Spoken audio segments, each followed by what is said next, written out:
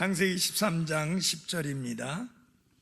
롯이 눈을 들어 요르단의 온 평야를 바라보니 네가 소알에 이를 때에 보듯이 그것이 모든 곳에서 물이 잘 공급되었으며 주께서 소돔과 고모르를 멸하시기 전이었으므로 주의 동산 같고 이집트 땅 같았더라.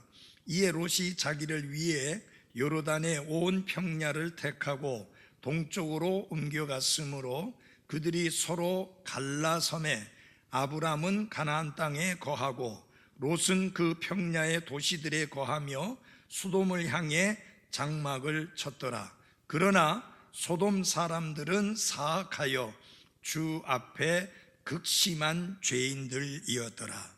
아멘. 기도하겠습니다. 하나님 아버지, 이 시간 특별히 몸이 불편하시고 또 치료 중에 계신 분들을 위해서 기도합니다. 하나님의 능력 많으신 손길이 한 분 한 분들 위에 함께 하셔서 의술과 우리의 생각과 상식을 뛰어넘는 놀라운 기적적인 치유의 역사가 일어나게 해 주옵소서. 예수님 이름으로 기도했습니다. 아멘. 앉아주시기 바랍니다. 우리는 인생을 살면서 많은 결정을 할 때가 있습니다. 작은 결정을 할 때도 있고 엄청 중요하고 큰 결정을 내릴 때도 있습니다. 아브람과 롯의 삶에도 그런 일이 생겼습니다. 아브람은 조카 롯과 함께 생활할 수가 없었고 함께 거할 수가 없어서 마침내 아브람은 이제 조카 롯과 헤어지기로 마음의 작정을 하고 먼저 선택할 수 있는 권한을 롯에게 제공합니다. 이때 롯은 결정을 내리면서 사실은 자신이 먼저 선택할 것이 아니라 삼촌인 아브람에게 선택권을 먼저 내드려야 됨에도 불구하고 롯은 그런 양보 없이 자신이 먼저 선택을 하게 됩니다. 이 롯의 선택을 보면은 우리가 어떤 결정을 내릴 때 피해야 할 것 혹은 주의해야 되고 따라야 할 것, 이런 것들이 함께 섞여 있습니다. 그래서 오늘 이 롯의 선택과 관련해서 우리가 어떤 결정을 내릴 때 피해야 할 것 그리고 취해야 할 것, 이런 것들에 대하여 몇 가지를 말씀을 드리고자 합니다. 먼저 첫 번째는 무엇이냐면 언제나 즉시 얻을 수 있는 이익을 넘어서 보라 하는 것입니다. 이익이 되는 것은 대개 분명하게 보이고 그 다음에 즉각 손에 넣을 수 있는 것들일 경우가 참 많습니다. 그러니까 이게 무슨 말이냐면 즉시 내가 얻을 수 있는 이익, 그것을 뛰어넘어서 눈앞의 이익만을 추구하지 말고 그것을 뛰어넘는 그런 결정을 하라라고 하는 것입니다. 우리는 즉각적인 만족을 추구하는 문화 속에 살고 있습니다. 특별히 대한민국 사람들이 더욱 그러합니다. 제가 미국 사람들하고 같이 교제하고 대화해보면 또 주의 깊게 살펴보면 그런 일이 잘 없는데 우리나라 사람들은 이런 특징이 있습니다. 궁금한 것이 생기면 즉시 주머니에서 휴대폰을 꺼내서 바로 찾아봅니다. 급해요. 빨리 답을 얻어야 합니다. 또 뭐가 필요한 것이 있으면, 원하는 것이 있으면 당장 주문을 해서 다음 날까지 대문 앞에 배달이 되어야 합니다. 그래서 요새 쿠팡에서 인기를 끌고 있는 것이 뭐냐면 로켓 배송이라고 하는 겁니다. 오늘 주문하면 내일 도착합니다. 그만큼 사람들은 즉시 그리고 급히 결과를 보기 원하고, 그리고 우리가 원하는 이익이 빨리 급히 나타나기를 원하는 그런 경향들이 참 많습니다. 의사를 찾아가서도 약 한 알만 먹거나 간단한 치료만 받고 바로 효과를 볼 수 있기를 원하는 게 우리나라 사람들의 특징입니다. 그래서 가서 의사를 만나서 상담을 하니까 별거 없습니다. 그냥 집에서 쉬면 되겠습니다 하고 그냥 보내면 저 수농토리 의사라고. 근데 약을 많이 처방해주고 주사도 놔주고 하나도 아니고 몇 대씩 놔주면 대단히 훌륭한 의사라고 그렇게 생각을 하는 급한 성격들이 우리 모두들에게 있습니다. 한 번은 우리 큰며느리가 물도 잘 소화를 못 시킨다고 안 넘어간다고 해가지고 부산에 한번 데려오너라. 내가 잘 알고 있는 내과 의사가 있으니까 한번 그분에게 가보자. 그래서 갔습니다. 진찰을 하고 문진을 하더니 아무 문제 없습니다.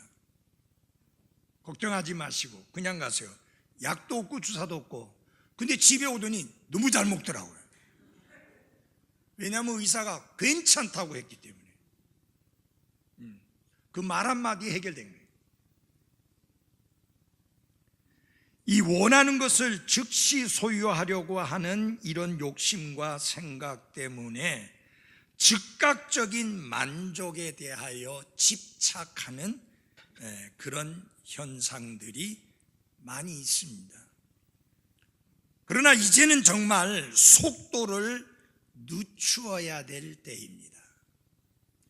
과연 그것이 나한테 무슨 이익이 있는가?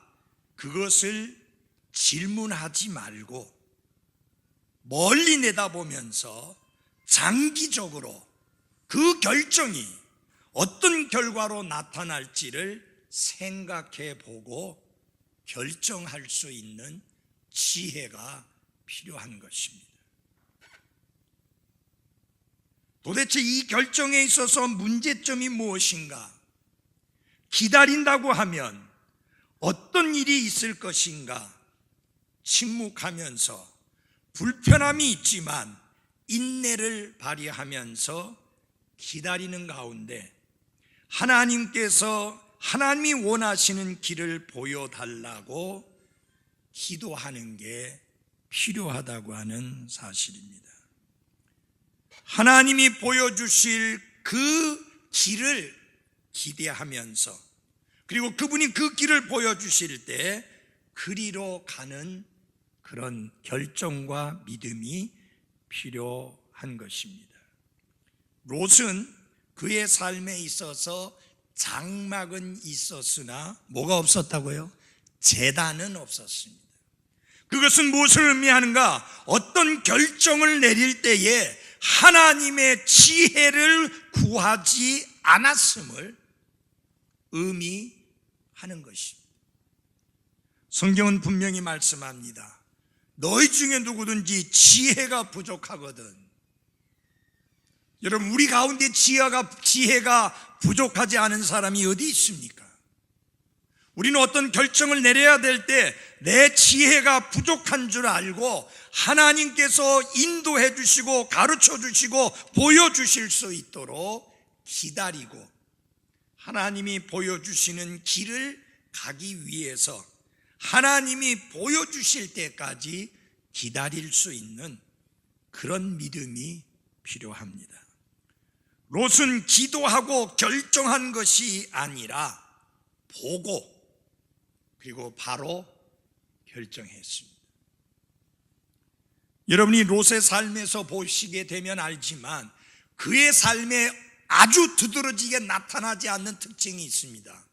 그것은 무엇이냐면 한 번도 롯이 기도했다는 내용을 읽어볼 수 없는 것입니다. 그가 하나님의 지혜를 구했다는 말을 찾아볼 수 없는 것입니다.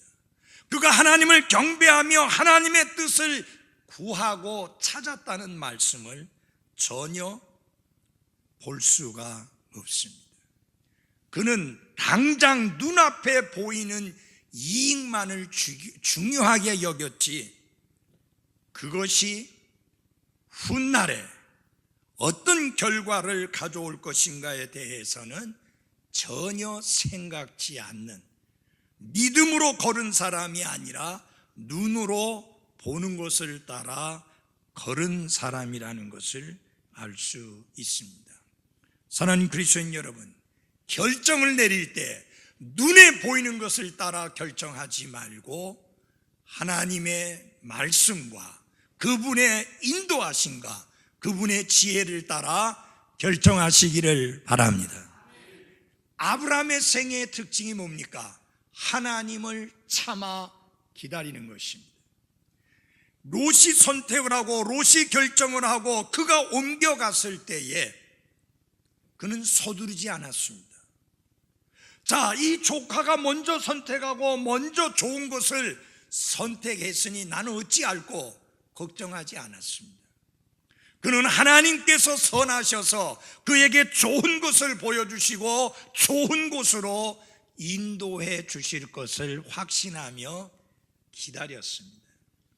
여러분, 그의 부인 사레가 재촉하고 서둘고 남편에 닥달하지 않았다면 아브라함은 하나님이 약속하신 아들을 주실 때까지 기다렸을 것입니다. 참아 기다렸을 거예요. 그런데 그 부인이 닥달하면서 언제까지 기다릴 거냐? 하나님은 약속하셨는데 지금 20년이나 더 이상 지났는데도 아이가 없지 않느냐? 언제까지 우리가 기다려야 되느냐? 그래서 이집트에서 데리고 온 그 젊은 여자, 그 하가를 취해라. 그래서 우리가 아들을 얻자. 이렇게 닥달하는 바람에 결국 아브라함은 하나님의 때를 참아 기다리지 못하고 크게 잘못을 저지르게 됩니다. 우리 그리스도인의 삶에서 배워야 될 아주 중요한 교훈 중에 하나는 하나님을 참아 기다리는 것입니다. 여기 롯은 즉시 얻을 수 있는 이익만을 중요하게 여겼습니다. 내가 저것을 결정하면 내가 어떤 이익을 얻을 것인가, 그것도 멀리 바라본 게 아니라 당장 얻을 수 있는 이익, 그것만 생각한 겁니다. 당장 얻을 수 있는 이익만을 생각하고 쫓아갔던 사람 중에 하나가 에서 아닙니까? 지금 내가 배가 고파 죽겠는데 그까진 장자권이 무슨 의미가 있느냐? 왜냐하면 아직 장자권의 혜택을 누릴 때가 안 됐습니다. 왜요? 때가 아직 안 되었기 때문입니다. 장자권의 혜택을 누리려면 그 아버지 이삭이 죽어야 합니다. 근데 아버지 이삭이 멀쩡하게 살아 계십니다. 그러니까 지금 내가 배고프니 장차 내가 얻고 장차 내가 누리게 될 장자권의 혜택과 특권, 난 그 관심 없어. 그거 신경 안 써. 당장 배고픈 배 문제, 이 배고픈 문제 해결해야 돼. 내가 죽을 지경인데 그까진 장자권이 무슨 소용이 있느냐? 여러분, 한 끼 안 먹었다고 죽습니까? 한 끼 굶었다고 사람이 죽어요? 아니에요. 그는 하나님이 약속해 주시고 보증해 주신 장자권의 축복과 특권을 눈앞에 보이는 팥죽 한 그릇보다도 하찮게 여긴 거예요. 여러분, 주위에서 잘 들어주십시오. 우리 눈앞에 우리가 당장 얻을 수 있는 이익이 무엇이든지 간에 하나님이 약속하시고 하나님이 보장해 주신 그 축복과 그 약속과는 비교가 안 된다는 것을 명심할 수 있기를 바랍니다. 눈앞에 보이는 이득만을 위해서 하나님의 축복과 하나님의 약속을 헌신짝 버리듯이 버리는 결정을 내리지 마십시오. 두 번째로 부정적인 결과가 미치게 될 영향을 과소평가하지 마십시오. 내가 내린 결정으로 말미암아 엄청난 부정적인 결과가 오게 될 것이라는 사실을, 그것을 가볍게 여기지 말라 하는 것입니다.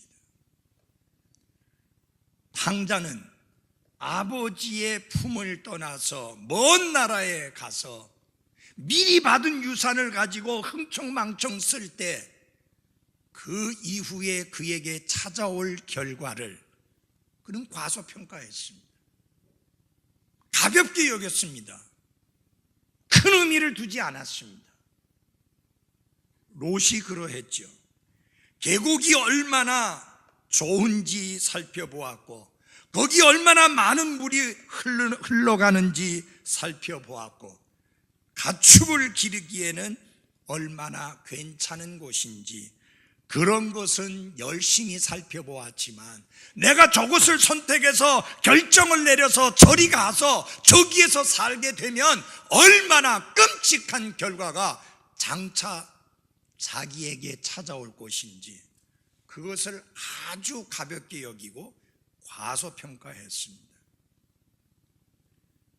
나의 결정으로 인하여 얼마나 부정적인 결과가 찾아오게 될지, 그리고 하나님이 심판하기 직전의 도시였기 때문에 얼마나 위험한 곳인지 이런 것 전혀 생각지 않았습니다. 우선 당장 눈에 보기에 좋은 것만 보고 결정을 내린 겁니다. 여러분, 여기 보면 끔찍한 내용이 나옵니다. 다 같이 한번 봐주십시오. 창세기 13장 10절에 보면은 주께서 소돔과 고모라를 멸하시기 전이었으므로, 같이 읽겠습니다. 시작. 주의 동산 같고 이집트 땅 같았더라. 주의 동산 같았다. 하나님의 동산같이 아름답게 보였다. 그러나 적어도 롯이 정말 기도하고 세심하고 조심해서 살펴보았다면 그는 발견할 수 있었고 찾을 수 있었던 끔찍한 요소가 있습니다. 그게 뭔지 한번 같이 봐주십시오. 13절입니다. 같이 읽어보겠습니다. 시작. 그러나 소돔 사람들은 사악하여 주 앞에 극심한 죄인들이었더라. 그들이 극심한 죄인이요 사악한 자들이었기 때문에 곧 하나님의 심판이 그 도시에 임할 것이라는 사실을 충분히 인지할 수 있었습니다. 여러분, 롯은 알고 있죠. 아브라함도 알고 있죠. 노아 시대에 그때 세상이 얼마나 사악하고 타락하고 부패했으며 그로 인하여 하나님이 진노하사 그 세상을 물로 심판하신 거 다 알고 있는 사실이에요. 그런데 이 도시 사람들이 사악하고 하나님 앞에 심각한 죄인이기 때문에 하나님이 심판하셔서 이 도시도 멸망을 당할 것이라는 사실을 알고 있었지만, 알 수 있었지만 그것을 가볍게 과소평가하고 큰 의미를 두지 않았습니다. 왜? 지금 당장 너무 보기가 좋았으니까요. 주의 동산 같았다. 하나님의 동산 같았었다. 에덴 동산 같이 아름다웠다, 그 말이에요. 여러분, 이 세상이 그렇게 멋지고 아름답고 매력적으로 보인다면 여러분은 영적으로 여러분의 눈이 굉장히 위험한 상태에 있다는 걸 알아야 됩니다. 여러분, 이 세상은 그렇게 매력적인 세상이 아닙니다.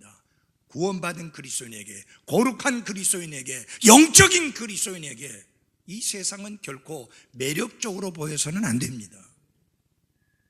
죄악이 가차 넘치고 있고 복음을 거역하고 있고 그리스도를 거절하고 있고 하나님의 존재를 인정하지 않고 자기 멋대로 마음대로 살아가고 있는 타락하고 부패한 인생들이 사는 세상이라고 봐야지, 하나님의 동산처럼 매력적이고 멋있는 것으로 보여서는 안 됩니다. 여러분이 멋지고 매력적으로 보여야 될 것은 하나입니다. 하나님이 만드신 만물, 자연은 멋지게 보여야 되죠. 그건 하나님의 상품이니까, 하나님의 작품이니까. 그러나 인간들이 이루어놓은 업적들, 문화, 이런 것들이 매력적으로 보이면 안 됩니다.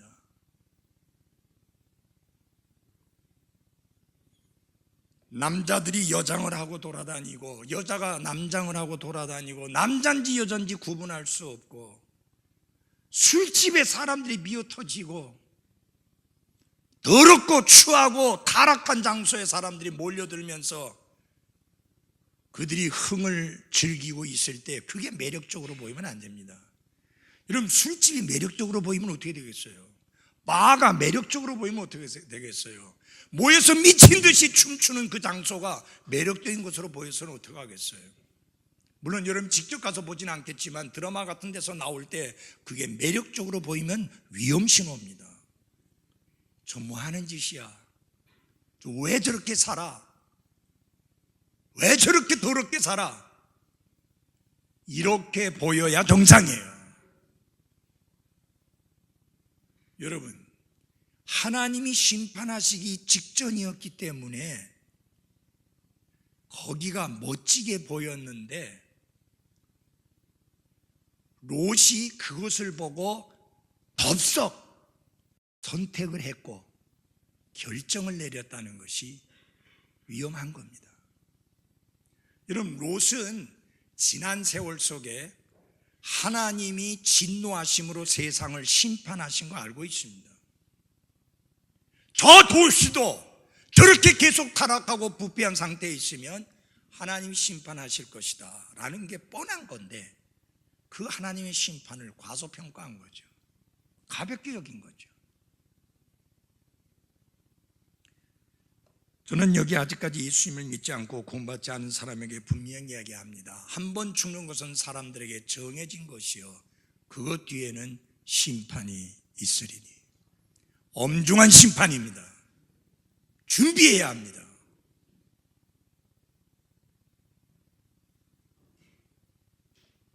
어떤 분들은 그렇게 이야기합니다.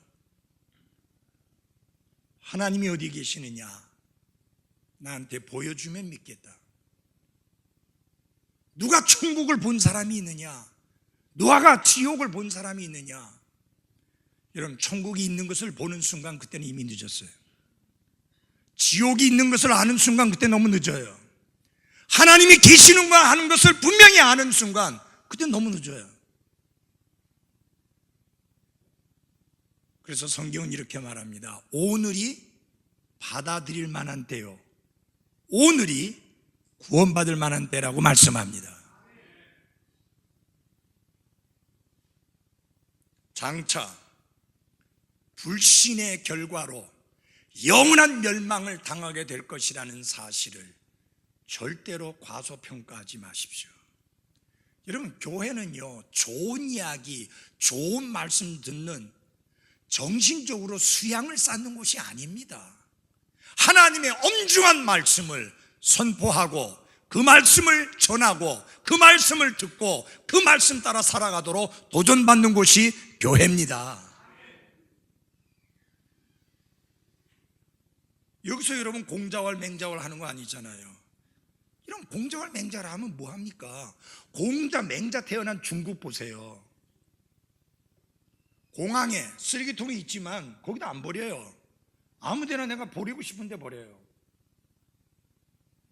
제가 중국에 갔을 때 놀란 거는 아파트에 그 조선족 형제가 머물고 있어서 이제 거기를 가게 되었는데 올라가다 보니까 계단에 쓰레기가 천지로 있는 거예요. 이거 왜 이러냐 그러니까 중국 사람들은 쓰레기통에 안 넣고 그냥 아무데나 버린대.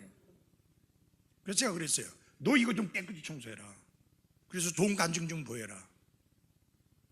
해봤대요. 소용없대요. 그 다음날 되면 또 똑같대요. 이런 그 공자 태어난 나라예요. 맹자 태어난 나라예요. 공자가 맹자가 사람을 변화시키지 못합니다. 사람을 변화시키는 분은 한 분, 예수 그리스도 한 분뿐이십니다.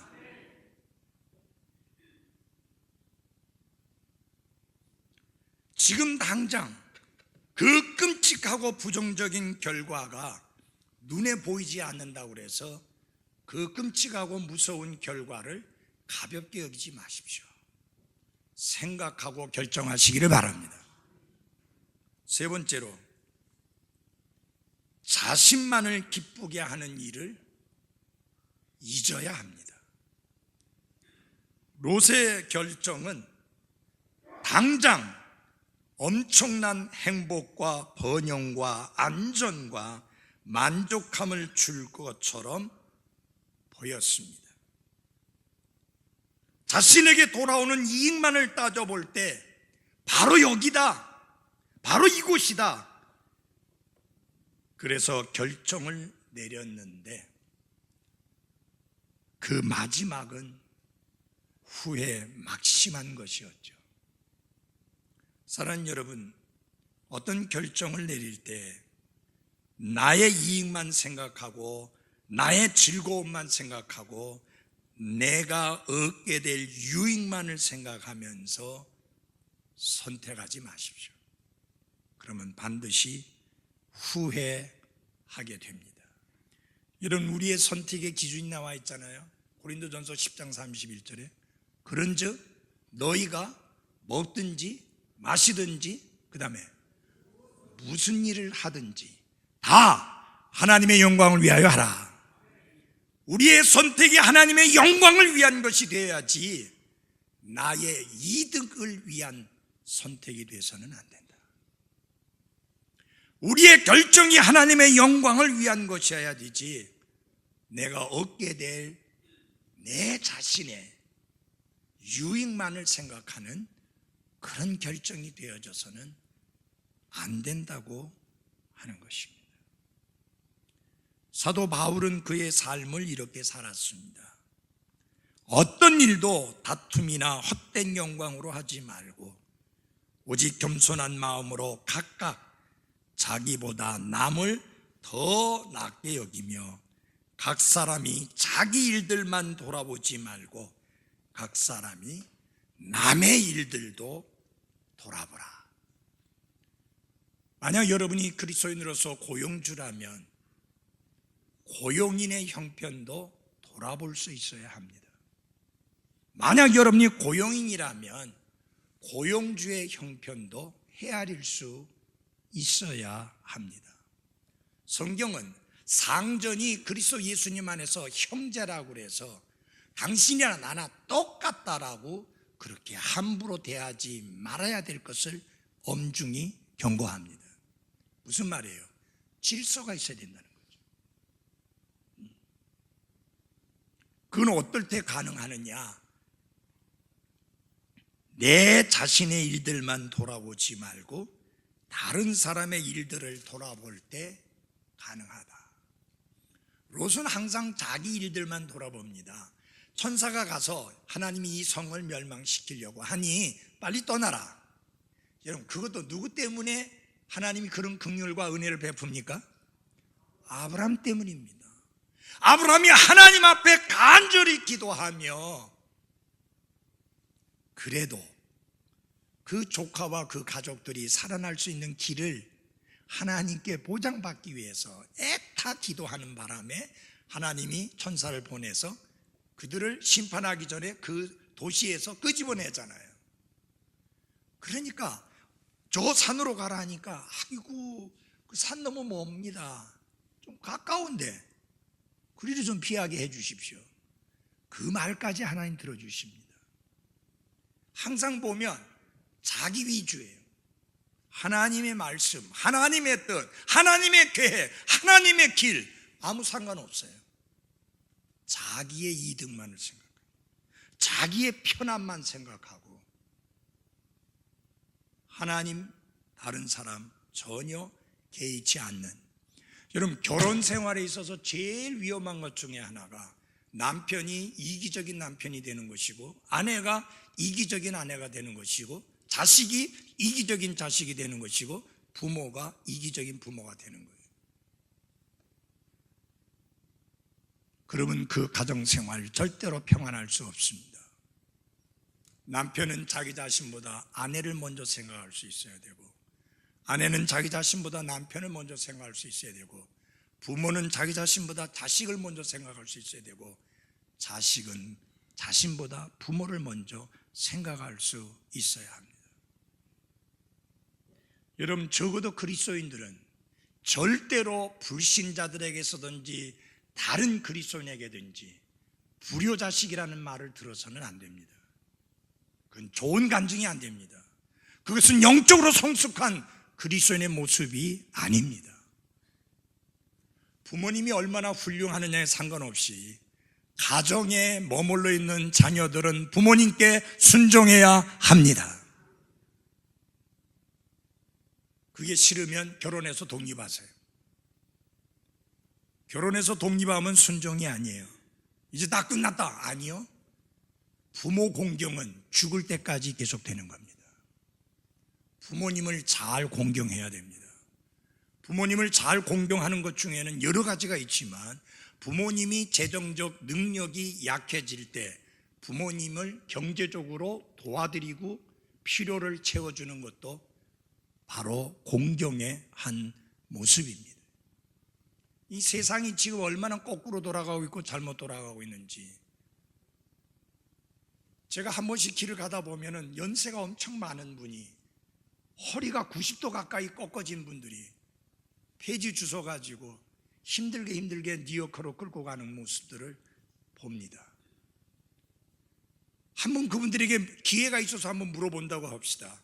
자식이 하나도 없나요? 라고 물어보면, 심지어 어떤 사람들은요, 미국에서 교수하는 사람도 있어요. 근데 아예 연락 안 해요. 누가? 자식이. 싸가지 없는 놈들이. 어떻게 자기를 낳아주시고 길러주시고 그 날이 있기까지 온갖 희생을 다하신 부모를 그렇게 팽개쳐 놓을 수 있느냐. 나중에 그는 자기 자식에게서 그대로 받게 돼 있어요. 그 이상으로 받아야 돼요. 사랑하는 그리스도인 여러분, 어떠한 이유든지 간에 부모님에게 순종하고 부모님을 잘 공경하는 사람들이 돼야 하는 게 맞습니다. 요새 아이들, 특별히 학생들, 완전히 자기중심적으로 살아갑니다. 지구가 자기중심적으로 돌아가야 된다고, 자기를 중심으로 해서 돌아가야 된다고 생각해요. 그래서 부모에게 마음껏 짜증내고 마음껏 신경질 내고, 불신자 아이들은 그렇게 할지언정 그리스도인 자녀들은 그래 하면 안 됩니다. 합당치 않은 태도예요.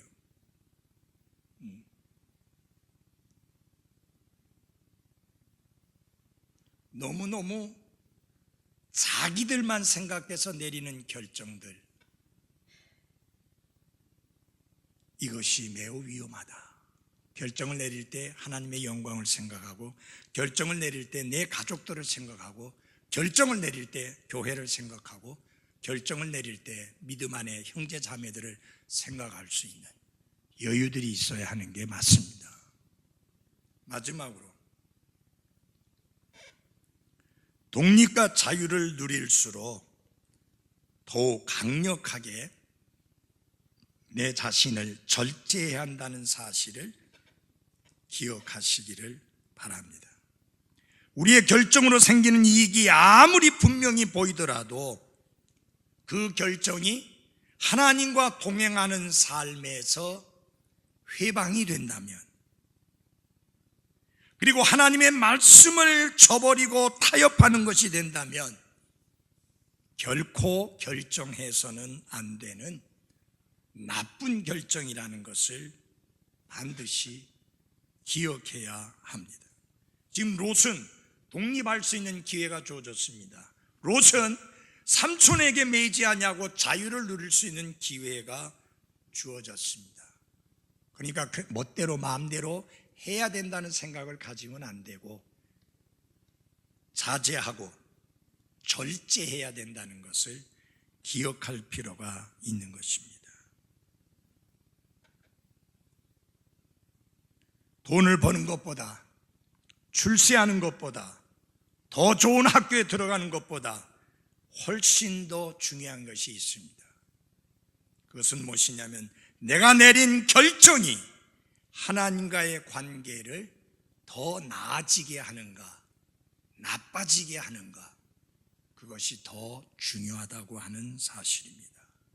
내가 내린 결정이 내가 더욱 성숙한 그리스도인이 되게 하는가, 아니면 뒤로 후퇴해서 육신적인 그리스도인이 되게 하는가. 내가 내린 결정이 더욱 열매 맺는 그리스도인이 되게 하는가, 아니면 열매 맺는 삶하고는 전혀 거리가 먼 그런 결과를 낳는가 라고 하는 것을 중요하게 여겨야 됩니다. 내가 내린 결정이 내가 교회에 대하여 신실하게 충성하고 섬기는 데 있어서 도움이 되는가, 그렇지 않은가를 생각해야만 하는 것입니다. 내게 있는 자유, 그것이 하나님의 영광을 가리는 것이라면, 하나님과 가까이 동행하는 삶을 회방하는 것이라면, 하나님과 가까이 나아가게 하는데 회방이 된다면 우리는 기꺼이 그것을 거절하고 선택하지 아니해야 하는 것입니다.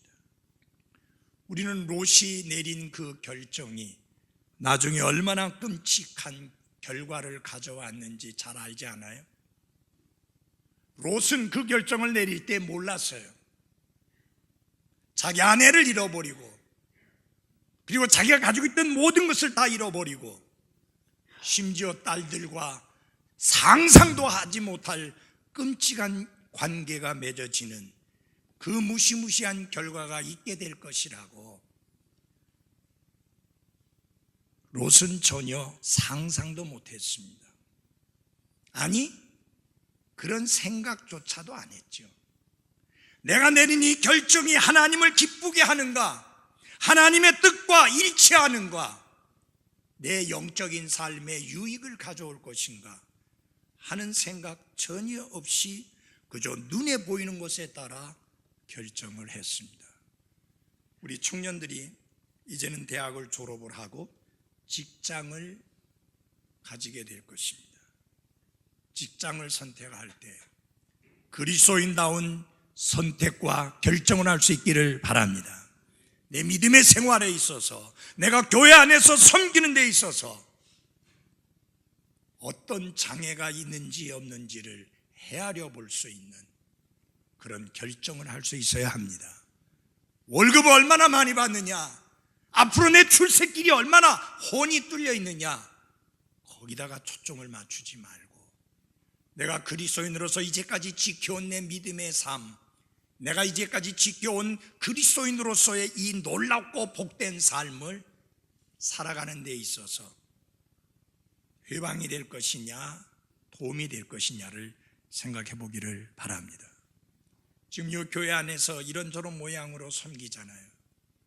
근데 내가 선택하는 그 결정이 이런 시간을 전혀 갖지 못하게 한다면 그 결정은 내리지 말아야 되죠.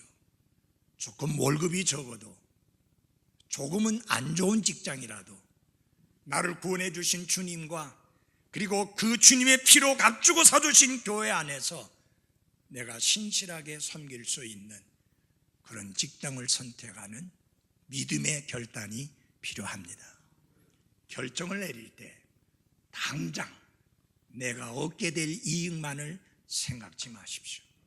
결정을 내릴 때 마지막의 결과가 얼마나 끔찍한 것인가 하는 것을 생각하고 그 결과를 가볍게 여기지 마십시오. 결정을 내릴 때 그 결정이 정말 내가 하나님 앞에서 더욱더 성숙한 그리스도인이 되도록 도움을 주는 것인가, 아니면 내 자신의 이익만을 챙기는 그런 것인가 하는 것을 생각해 보아야 합니다. 무엇보다도 내게 자유함이 있다 할지라도 그 자유함이 더욱더 주님을 향하여 가까이 나아가는데 회방이 된다면 기꺼이 자제하고 그것을 거부할 수 있는 용기 있는 결단을 내리기를 바랍니다.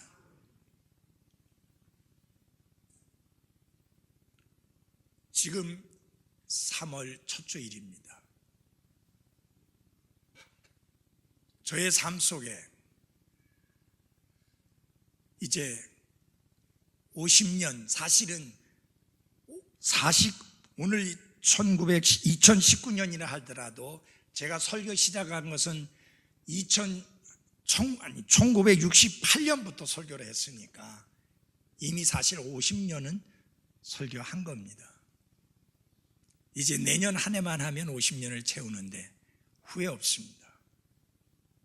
걸어온 길에 감사하고 할 수 있었던 것에 감사하고 저의 결정에 대해서 감사합니다. 제가 기도하고 바라는 것은 언젠가 제가 원로 목사로 물러났을 때 저는 이 교회가 제가 목회했을 때보다 2배 이상 더 성장하고 부흥하는 그런 좋은 열매를 보기 원합니다. 제가 했던 것보다 훨씬 큰 사역을 우리 부목사님이 해야 합니다.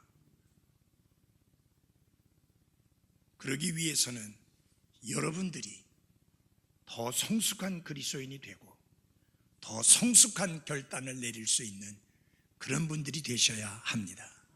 정말 요사이 와서 제가 생각하면서 기도하는 게 있습니다. 하나님, 제가 원로 목사로 내려앉았을 때, 원로 목사가 되었을 때 제가 이 교회에 대하여 걱정하지 않을 수 있게 해달라고. 그래서 정말 하나님이 이 교회를 새로운 지도자와 함께 놀랍게 축복해 주시고 쓰고 있다고 하는 귀한 소식을 들을 수 있기를 원합니다. 아멘. 그렇게 열심히 해 주십시오. 목사님 아직 1년 이상 남았는데 왜 또 그런 소리 해가지고. 예방주사 미리 맞아야죠.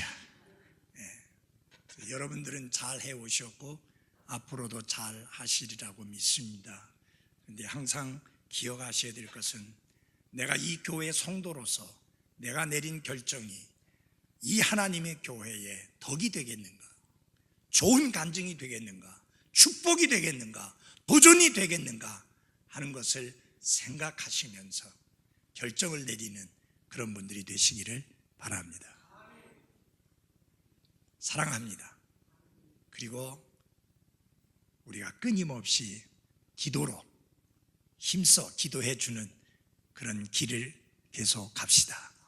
나는 여러분을 위해서 계속 기도할 것이고 여러분도 저를 위해서 열심히 계속 기도하기를 바랍니다.